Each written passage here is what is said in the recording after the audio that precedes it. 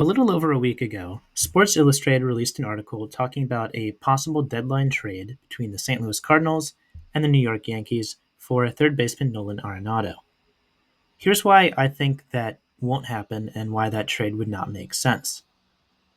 This trade was first discussed a lot during the offseason, but based on where both teams currently are, it is not the right move for either organization. First, the article mentions that the Yankees need help at third base. Well, the Yankees would appreciate help at their middle infield position. They appear to be fine with Jazz Chisholm playing third base like he did last year. Since coming back from injury, Jazz Chisholm has played the third base position, where he has been a good defender this season and has even put up above replacement defensive stats this year at third base.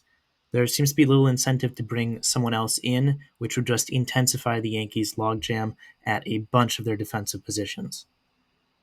The thinking during the offseason, when this trade made sense, was that the Yankees would want to return Chisholm to his historic position, second base, but again, they seem fine to leave him where he is this year. Also at that time, most would predicted the St. Louis Cardinals to be sellers at the trade deadline. They were not predicted to have a good record and were likely to get rid of veteran players in hopes of recruiting draft picks and a younger core for the future. However, the Cardinals, as of today, are 36 and 30 and are in the middle of a playoff race, having just finished up a series against the Dodgers where they performed surprisingly well. They look like they might be trying to add players at the deadline, not get rid of them. Finally, and I think this really kills the likelihood of a trade at all, Nolan Arenado has a no trade clause in his contract with the Cardinals.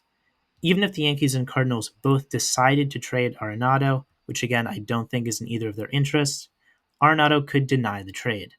Arenado has previously expressed interest in staying in St. Louis, and he will likely remain there at least until his contract with the team expires.